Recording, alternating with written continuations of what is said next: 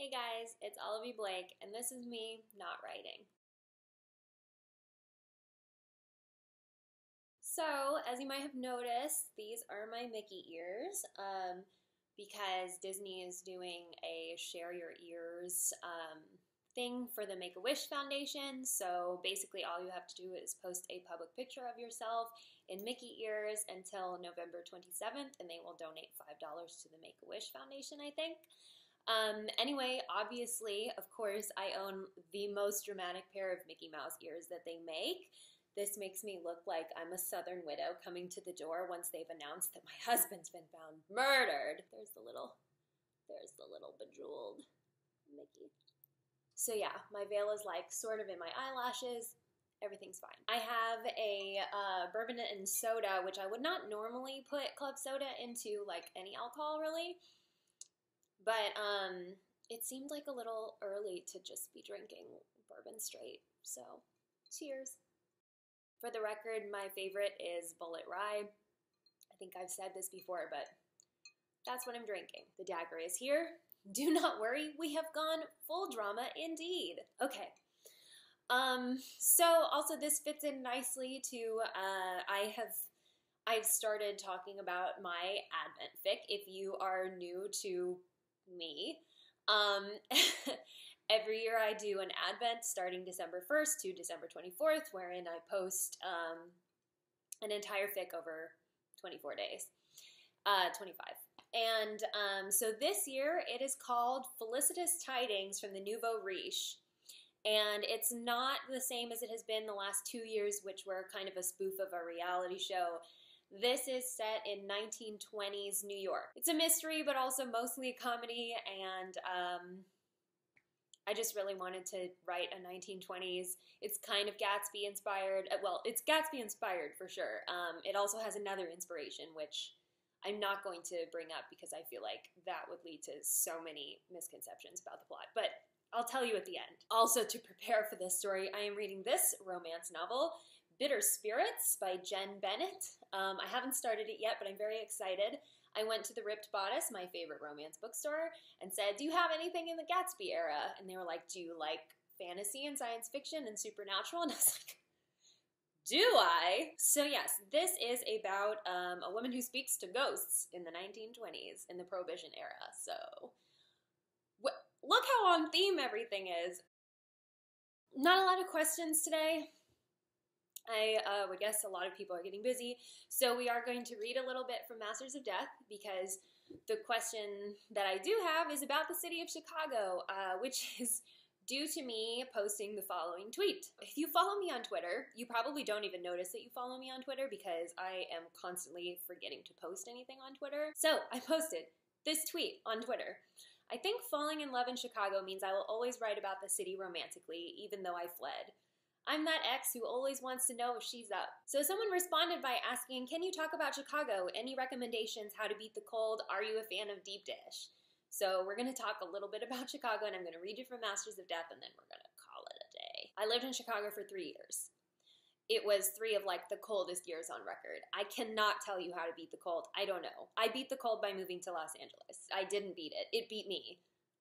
So I don't have any recommendations.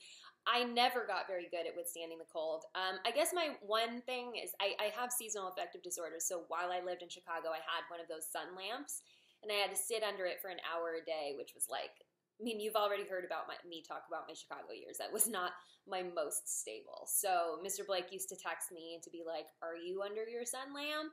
And I would send him a selfie. So I've got like a collection of selfies of me sitting like miserably under the lamp. So like I said, the city beat me. But I can super talk about stuff to do and food.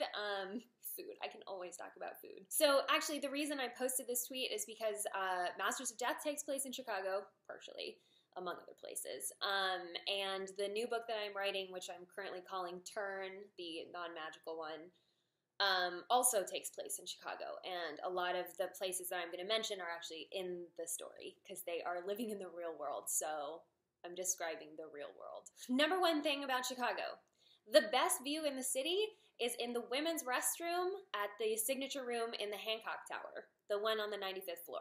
I don't know why. I've heard that there's no windows in the men's bathroom, which is so weird. I mean, okay, thank you, architects.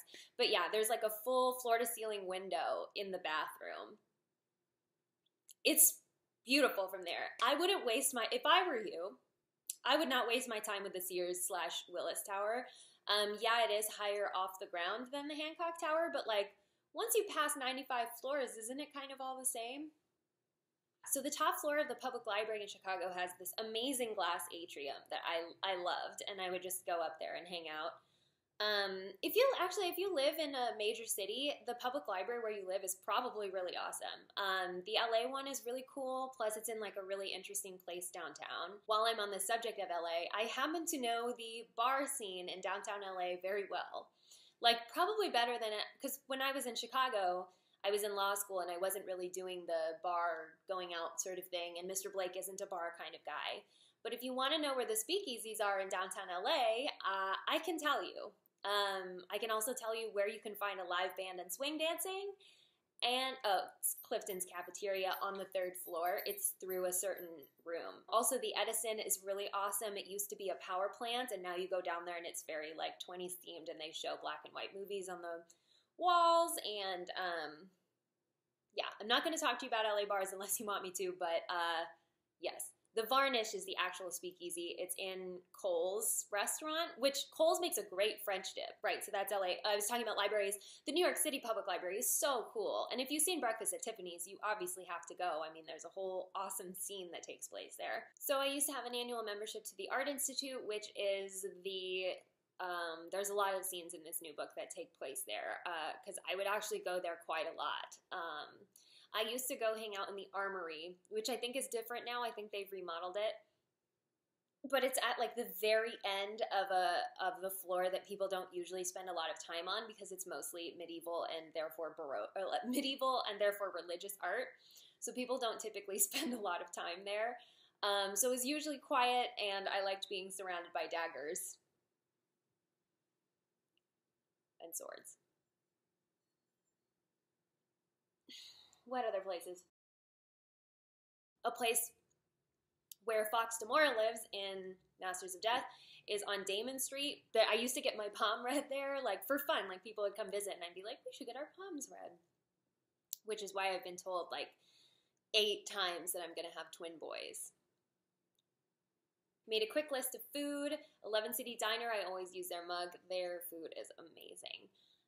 Just basically anything. It's in the South Loop. Lots of places are really good in the South Loop. I lived in 2 places in Chicago. I lived in Wrigleyville, up by Wrigley Field, and then I lived in the South Loop by Soldier Field. So,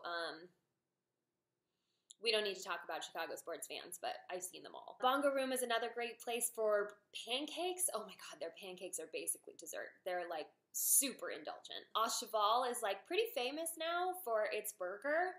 When I first started going there, it wasn't really well known because it's not like, it has sort of a small menu, and I used to go there because it was next to Mr. Blake's favorite bike shop, and so we would end up going there in the middle of the day, and we'd just sit down and yeah, we had this amazing burger, and it was so good, and it was crazy, and then all of a sudden, there were lines to go get it, and I was like, oh, geez. I guess we were right. This is really good. I always say that it tastes like a fancy Big Mac, which people hate. Like, people hate that I say that, but, like, Big Macs are delicious.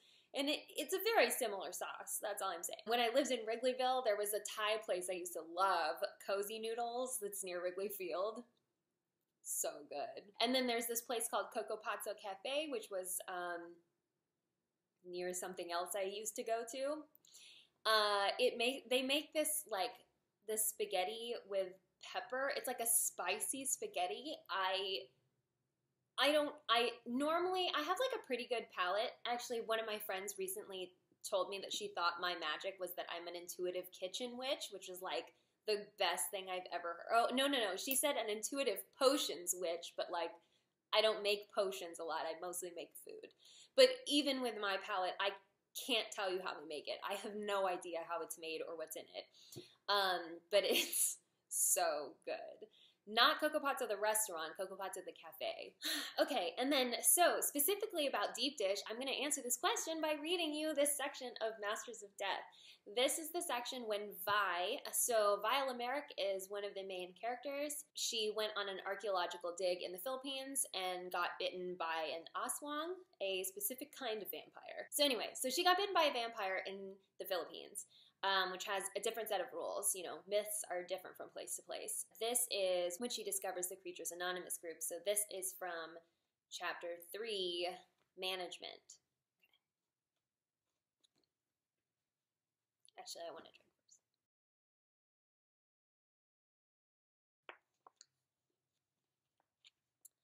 It's a generally accepted philosophy that there is no finishing college when one has eaten any portion of one's research advisor, so Vi hadn't bothered going back to Indiana. She was glad she'd chosen the Midwest for school. Despite her initial opposition, Vi found she now rejoiced in the slush of unseasonably precipitous snowfall, simply because it didn't look or feel or taste like where she'd been before. She shivered, freezing, and she reveled in it, in the frigidity of cold. It made her feel something akin to alive, and thus she'd taken steps to change her life. Chicago was a natural choice. A bigger city provided a better means of camouflage, and Vi Lamerick found herself even more conveniently forgettable amidst the millions who jostled by her every day. It wasn't particularly close to either her father or her mother, and she retained her human voice even in cat form.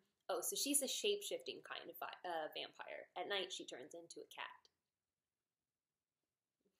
So apologetic messages of, sorry, can't come home, or sorry, too busy with work, were a simple enough matter.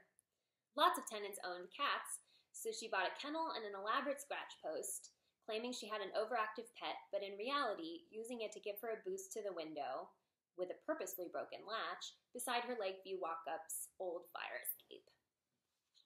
Vi got her salesman license in real estate, the best job she figured she could get with only 3/4 of a university degree, and established herself fairly quickly within the North Side circle of Chicago's most exceptional real estate agents. It was a job that didn't require much collaboration, permitting her to keep her nights open, and that gave her a certain degree of freedom, so that the days that her eyes were more bloodshot than others, she might opt for phone calls rather than open houses. She found the dilapidated building in Old Town when she was making cold calls, sniffing out possible sales. Isis Burnett had been outside smoking. Oof, Isis said, watching Vi scope out the building's 18th century molding. Been a while since you've eaten? Excuse me? Vi asked, frowning. You look a little bloodless, Isis replied, and by the look on her face, Vi had been uncomfortably certain that the choice of words had been intentional. Something going on in here? Vi asked, gesturing to the building, and Isis shrugged, putting out her cigarette beneath the heel of her new-looking trainers. Come see, she beckoned, and for whatever reason, Vi had followed her up the stairs, watching her knock 3 times with a deliberate interval of pauses before a slat in the door suddenly opened. Who's that? Someone asked, a set of eyes behind the door. Isis shrugged. Vamp, she said, and Vi blinked, startled. Entrance granted, the voice confirmed, and then the door swung open, revealing a small room with perhaps a dozen chairs at the center and a makeshift station of beverages beside the door. Here, Isis said, taking a Dixie paper cup and pouring some of the punch into it. Have some. You seriously look starved. Thanks, Vi said with confusion, accepting it. She glanced down. What's in it? Oh, negative, Isis replied. Don't worry, she added quickly. It's from a donor. What? Drink, Isis interrupted and pulled her wrist, yanking her into a chair. Ever been to one of these? One of what? Vi asked and took a sip. Not punch. Definitely not punch. Delicious, though. She'd later learned that O negative was, in fact, her drink of choice. Meetings, Isis supplied. There's not a lot of them. Well, a couple in the South Loop, a few more up near Evanston, maybe 1 or 2 in the Loop, but nobody really lives there, you know what I mean? You ever need a lunch fix, though? She shrugged. That's your spot, man. The financiers get the best shit, you know, but they're hard to track down.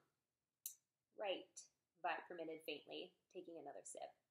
Better, Isis noted, glancing at her and nodding. You look much better. You not getting enough to eat? For some reason, Vi didn't find it necessary to argue. I mostly go for mice, she explained, and Isis groaned.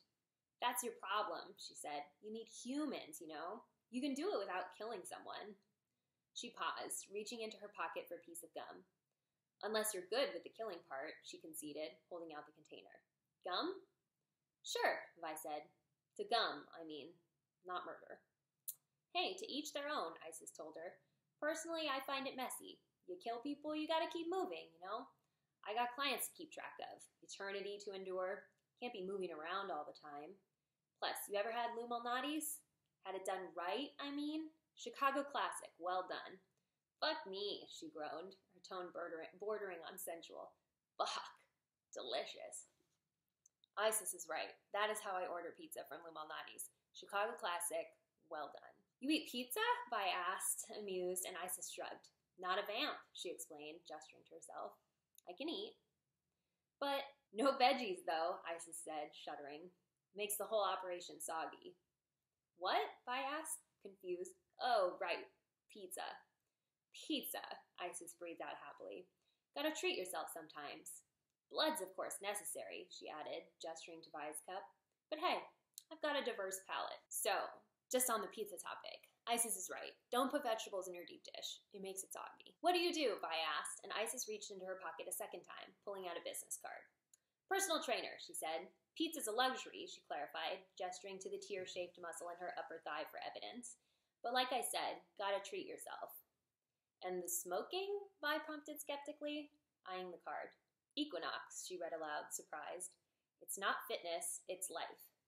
Life, Isis chuckled. Isn't that hysterical? I fucking love it. And the smoking's just a bad habit. We all have our vices, she sighed, kicking her feet out and resting it on the chair in front of her. Mine just happen to be humanity and cigarettes. Gonna quit? Vi asked dryly, and Isis turned, scrutinizing her. Is that a joke? She asked, and Vi shrugged. Sort of. Isis stared for a minute. I like it, she finally declared, and lifted her feet as someone moved to pass. You seem chill. She paused. What was your stance on killing again? Did it once, Vi admitted. Felt bad. Remorse, Isis sighed sympathetically. A bitch of a mortal impulse. So you're not human at all, then? Vi asked her, taking another sip of not punch, and Isis shook her head.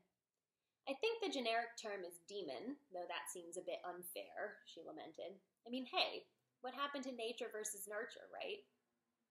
I think that might be a different thing, Vi said slowly.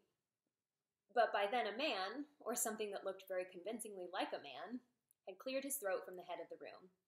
Phone's off, he implored. Please. Yeah, Isis contributed. We're creatures, not animals. So I also used a little bit of real Chicago history to inform the history of the Parker family. I say this in the acknowledgments, but the Parker curse from Masters of Death is sort of based on the Kennedy curse, which the Kennedy curse is just the idea that all the men in the Kennedy family are somehow cursed to die young. But yeah, so here's a little bit from The Beautiful and Damned. I don't know what number this chapter is because I didn't number it, but it's from chapter The Beautiful and Damned. Thomas Edward Parker was born a poor man, an agrarian one at that. His family and friends called him Tom, and he was a working class sort of man, the kind you could grab a beer with at the end of a long day on the farm, having both served your names and country well. But when the crops turned bad one year and Tom Parker decided to open a dry goods store with the surplus he'd kept from years prior, he turned into something of a patron for the area. And then he opened another store, and then another, until he wasn't much of a working-class man anymore, but a business one. Still, he maintained that sense of camaraderie with the neighborhood, and before long, Tom Parker was a very rich man. Thomas Edward Parker Jr., Tom's eldest son, was a lively young man called Ned, so as not to be confused with his father, and he took the Parker chain of dry goods purveyors into the future by developing Chicago's urban real estate, bringing in other businesses and making the city into something of a commercial success. He was a bit of a ladies' man, and, in most respects, a man's man. A man about town, but certainly no everyman, unlike his father. And it was quite a surprise to everyone when Ned took a lovely young wife late in life. It was Ned who built the Parker Mansion in the Gold Coast, and who coaxed the city along to flourish. And while Tom Parker had been rich, Ned Parker was filthy rich, and by the time he mysteriously died, passing on his wealth and business acumen to his eldest son, the Parker family was quite firmly established among Chicago's elite. Thomas Edward Parker III, the eldest son of Ned Parker, was a very serious man called Ed, who took his father's contacts and his father's riches and turned them both into a string of developments along Lakeshore Drive, investing in some of the city's most desirable housing developments. While Tom Parker had been a beacon of the people, and Ned Parker had been the blazing emblem of the nouveau riche, Ed Parker had enough of a bloodline to establish himself a foothold among Chicago's so-called old money, catering to luxury and making a name on the strength of his impeccable taste. By the time that he stumbled upon an unnatural death, many felt it was a result of envy, or perhaps spite. After all, Ed Parker had not been a particularly kind man, nor a very liked one, though it was ultimately ruled a tragic accident. Thomas Edward Parker IV, long enough down the line to once again be called Tom, was rather another matter altogether. He grew up amid a life of celebrity, recorded for his every move, some of which were more sensational than others. By then, the Parker empire was in satisfactory hands. It possessed a board of directors, of which Tom's uncle, Benjamin James Parker, had assumed regency as chairman until Tom's expected graduation from the University of Chicago Booth School of Business. That is, he'd been intended to serve until then, up to the point that Benjamin Parker, too, was killed as a result of a botched heart operation. Ultimately, Tom's only job was to keep his nose clean and to entertain his donors until his time came. Needless to say, the young Tom Parker was an exceedingly charismatic young man, and it was a great loss to everyone when he was found stabbed to death in the middle of his family's elaborate mansion. "The Parker curse strikes again," claimed the Tribune, plastering it across the front page and then sending waves out on Twitter. #ParkerCurse was trending within an hour, shocking Chicago's elite. "A break-in?" they whispered beneath clutched strands of pearls. "But our wealth, our prestige, is nothing sacred?" "If he'd had a gun," they said. He did. "Or if he'd had security." He did. Then perhaps he might have been saved. Perhaps. But money can buy nearly everything, security included, however false it may or may not be. So when the rest of the Gold Coast had paid some segment of their family's fortunes to upgrade their alarm systems and militarize for cold-blooded thieves, they gradually forgot what had happened in the Parker mansion. It took about a month before the house was put on the market. It was an architectural marvel, built from the American dream and yet flooded with European finery, and had Tom Parker IV been alive when it was placed on the market, or had he otherwise offered up a house with bloodless walls, it would have sold in an instant, or perhaps even less. But as it was, the house sat unwanted for weeks that stretched into months, largely because it was haunted. So, I think most of you have heard me talk about Masters of Death, but the underlying plot of it is about Tom Parker haunting his own mansion. So my books do have kind of a lot of information about Chicago, I think because it's the city I know the best. Anyway, if you're in Chicago, take Ice's advice. When you get deep dish and you order it well done, that takes like an hour and 10 minutes. So just keep that in mind. But yeah. Well, look out for, I think after this comes out, the Advent will start the following Saturday. So keep an eye out for that. And yeah, let me know if you have anything you want to talk about. I will probably be gone for a couple of weeks in December, but we can still keep this little chat going if you want to keep talking for the first couple of weeks. So yeah, this has been me, Olivie Blake, not writing, and I'll see you next week.